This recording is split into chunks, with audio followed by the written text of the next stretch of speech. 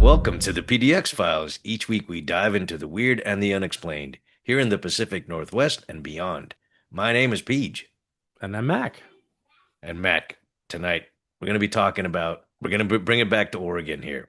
Bring it back to Portland area, Oregon. Well, it's not really Portland area. It's an hour and a half from Portland, but close enough, you know. It's close enough, yeah. And Regional. It's regional, exactly, Yes, in the yes. Pacific Northwest. So this is a video about, and I'm trying to remember actually if this had been, if this particular case had been included in one of the, like one of the listicle videos that we've featured in the past. But it's called the Bandage Man of Cannon Beach, which of course I used to live in Mm. Cannon Beach, and to be perfectly honest, I'd never heard of this at all. Like the 2.5 years I lived in Cannon Beach, I never heard of Bandage Man. So this caught my eye for sure. Yeah, it sounds like some sort of crackhead who wore a lot of band-aids just on the face of it. I haven't heard of it either. Right? But I'm looking forward to learning more. All right, so this is the Bandage Man of Cannon Beach. Here we go. The Bandage Man of Cannon Beach. Along the sandy shores of Oregon, you'll find the small coastal city of Cannon Beach, but to get there, you'll most likely have to drive through Highway 101. It's a seemingly normal highway during the Uh, daytime hours of the day, but, Lots of areas to believe get the down legend, there. at Lots of night there highways. is a mummy-like ghost that patrols the highway looking for victims. The Legend of the Bandage Man. During the Second World War, sawmills in Oregon saw an increase in production as construction boomed due to labor shortages. As the Hmm. men and women working at the mills rushed to complete their tasks, it's no surprise that the number of accidents shot up. After a bad rainstorm, a logger slipped and slid onto one of the saw blades in a way Oh, that left deep gashes down his body. that His ain't good. workers were quick to get an ambulance to arrive, and seeing the severity of the cuts, the medics wrapped his entire body in bandages. The ambulance sped off, but upon coming upon a bend on Highway 101 near Cannon Beach, the slippery road caused the ambulance to crash. A I think short I know what time it. later, police arrived, finding the medics unconscious and the man, wrapped in bandages, gone. A search was conducted over the course of the next 3 days but was eventually called off. There were no Look for that reports guy. of him wandering into a hospital, no sightings, and many believed that due to his injuries, this dead body would be found eventually. The only thing ever found was a small piece of a bloody bandage. Yeah, I mean, it's certainly possible that something like that happened. And again, they were kind of this is AI, clearly all AI is what they're doing here, but there's no tunnels on the way to Cannon Beach if you're looking at that at all. It's a but there are some curves and there's some areas where it could certainly happen. That looks like more like a California beach, by the way, probably than an Yeah, Oregon beach. But I think they just got some stock footage or no, whatnot. yeah, it's fine. I had never heard of this before, but it doesn't mean that. I mean, there's certain things like even in like around Lincoln City, which is further south in Oregon. There's like there's a lake, Devil's Lake, around Lincoln City. We may have even talked about it briefly before. That there's like legends around certain areas there along the coast.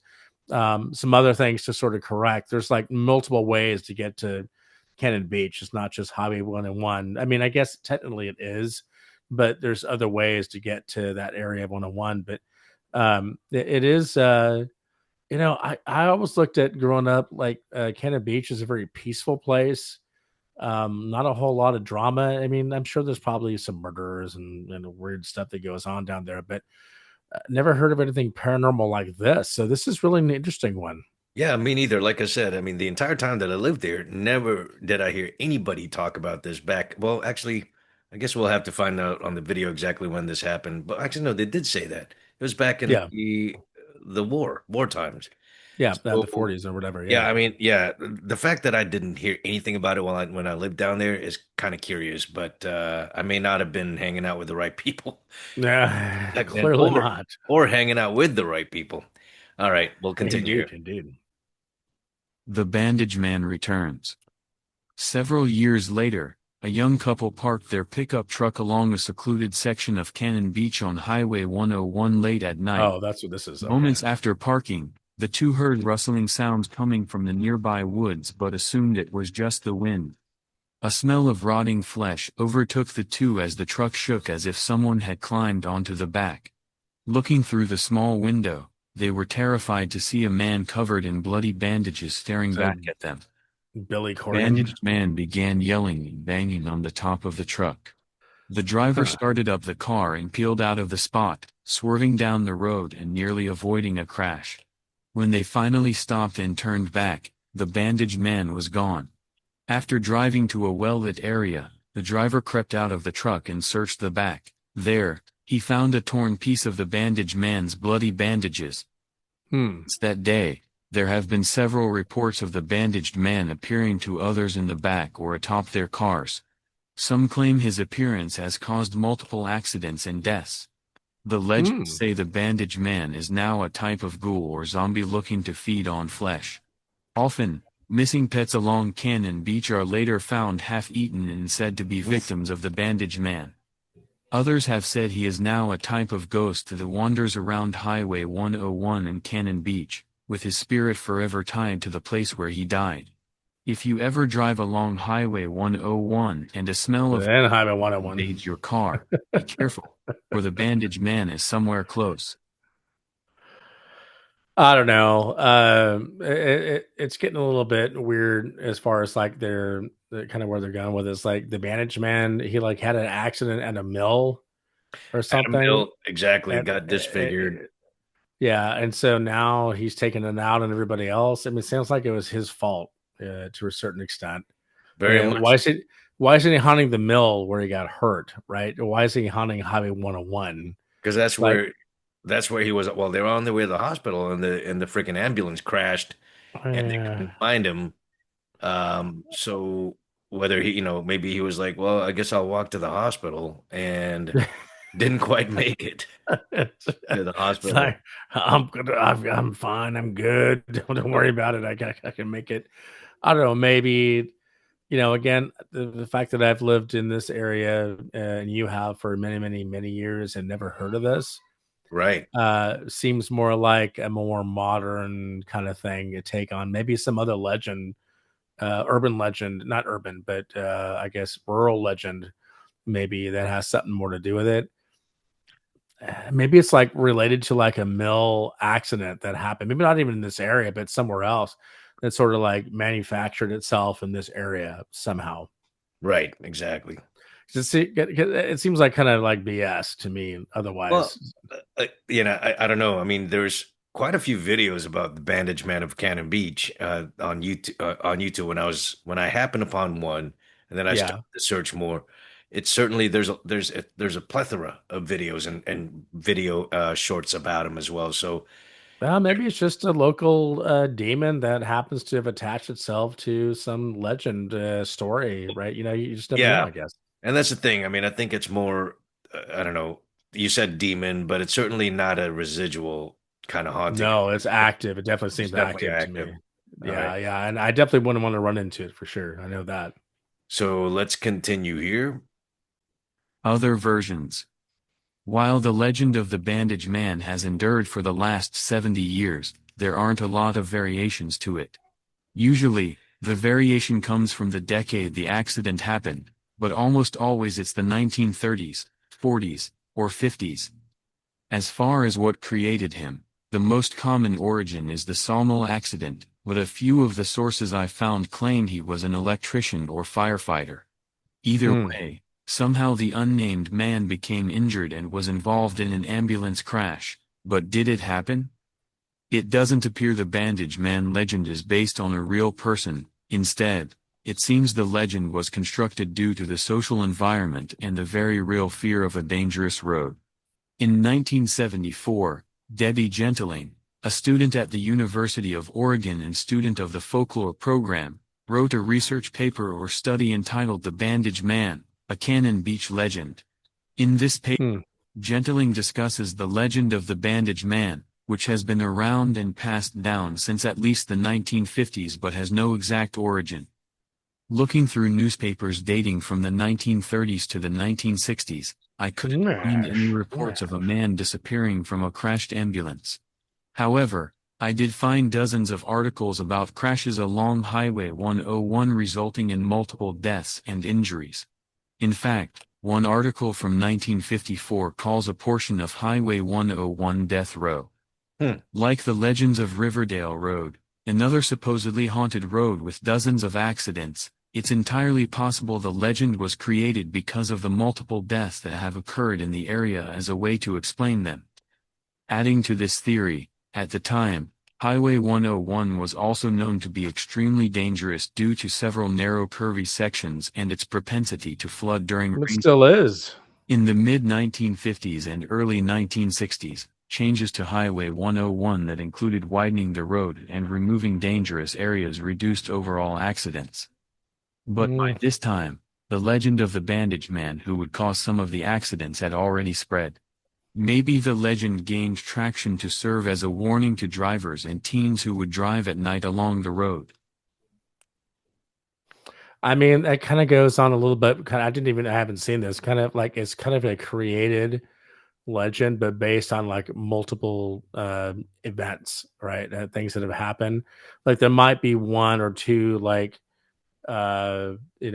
origin stories to this whole thing that have kind of been in that area. Kind of like it serves as like, yeah, you don't want to go out drunk on the highway. And I've driven on Highway 101 on most of the Oregon coast in my life, and it is dangerous. They keep talking, oh, it's so wide. It is not safe. There are so many areas on that air on Highway 101 that have sink areas, like these areas where like it drops down Right. and like really messed up roads and stuff like that. And especially if it's in the middle of the night, I Right. can absolutely understand how this would be like a cautionary tale. And again, it's not a suburban, it's a rural kind of like legend of like, and a cautionary tale of like, don't do this or else this might happen. And could there be some there's smoke, there's fire? Absolutely, there could be something paranormal, but maybe it's like a kind of like a, I don't even know how to describe it. Is it a demon? Is it something that is it residual? It seems like it's up and down the coast a little bit in that area. I don't know. It's a really interesting story. Well, and and the fact that, like you said, it's up and down the coast, and the there's variations of the same Bandage It's Man like the Yeti, yeah, appearing. almost, yeah. And so it's curious that it's not like this section is Bandage Man, that another section is the White Lady, and then this other section is the child who's crying by the side of the road. Yeah, the It's kids, the Bandage twins Man. are over there. Yeah, yeah, Well, yeah. the It's next really part here, interesting. I think it does explain a little bit about the imagery. Nice. One last piece of the puzzle is the bandages. For this, I believe the answer is You shouldn't obvious. wear a sock around those Highway bandages. I'm 101 just was saying. completed in 1926, and just 6 years later, Universal Pictures released The Mummy, starring Boris Karloff. While it was a modest success, Okay. between 1940 and 1944, during the time the Bandage Man legend spread, Universal Pictures released 4 more mummy movies. I think it's pretty safe to say that the widespread knowledge of a mummy-like monster helped spread the legend of the Bandage Man. Mm, maybe, I think, maybe. I mean, it's a little bit of a supposition on the narrator's part or the creator's part, but And also, mummies were renowned before that era as well. I mean, even before there was those kind of movies, the mummies were well known, right? I think You so. know, I'd say that was the origin story of that, maybe, but it could be like, there was an accident that was like really like was brutal, and it was tied into with a little bit of the urban rural kind of like mindset. Like, oh shit, I saw this. I was like, I've heard about this guy. Maybe there was an ambulance accident that happened. Does it mean that it's paranormal? No, but it could be something like that that sort of like resonated and sort of caused like the sort of psychic kind of like mindset around that area. Certainly, I mean, there's a lot. I mean, even nowadays, again, we're telling you from experience, driving up and down 101 is not safe. It's not. Even today, it's like dark and like fucked up. Like there's no way in hell I'm driving up and down that road Right. at any time and feel like I'm in a good place. They're gonna be hit by a deer or the bandage man or some crackhead. Either way, there's a lot of chances you're taking on that Yeah, road. yeah. I mean, obviously, it's been a while since I drove down like the stretch of 101 between like you know Cannon Beach and maybe Manzanita or Lincoln City or somewhere towards the Yeah, city. yeah, yeah. But it's not well lit. I mean, it's lit as any kind of rural highway would be. Which is not much. And And when it's not exactly, wide. There's keep which talking is about not having it was wide. It's like it's a exactly, skinny fucking 2-lane yeah, highway. 2 lane, and then I think certain parts that go down to 1 lane, and Occasionally you go uphill. It's like you can get another lane, but it's like right, a few and far between. And it like suddenly merges over. It's like it's yeah. not a really it's a very comfortable place to drive. And and times were simpler back then. This was the Yeah. 1930s, 40s, 50s, and so if as cautionary tales go, whoever was creating or crafting kind of like, be careful of driving out there. Their only reference maybe at the time was the Hollywood depiction of the mummy. Fine, because again, it could have been any other kind of paranormal imagery. It could have been, like I said earlier, a white lady, or Yeah. whatever twins, the you would see in the Shining. So, but Absolutely. again, I Yeah. attest that after living it for two, and I don't, I mean, this is something that I would have clung on to if I'd heard of it. You heard of it. Yeah. Yeah. I definitely did not hear the Bandage Man. So, yeah, but it's interesting, and again, it's something that I would kind of glom onto now because of the fact that I did live in Cannon Beach. So now I've got something else to talk about. Now the next time you go down there, if you ever go down there, you're gonna be looking for that motherfucker. I'm gonna be looking for him, but I'll also be like going to every establishment with the microphone, saying, "Tell me about the bandit," Ask it about that. Hell yes. and then I we'll agree. do a follow up. Well, folks, if you enjoy this content, please give it a like and share it across your socials to help get the word out about our show. If you hadn't already done so, please subscribe, and on YouTube, hit that notification bell to make sure you don't miss out on future episodes. Thanks for tuning in. We'll see you next time.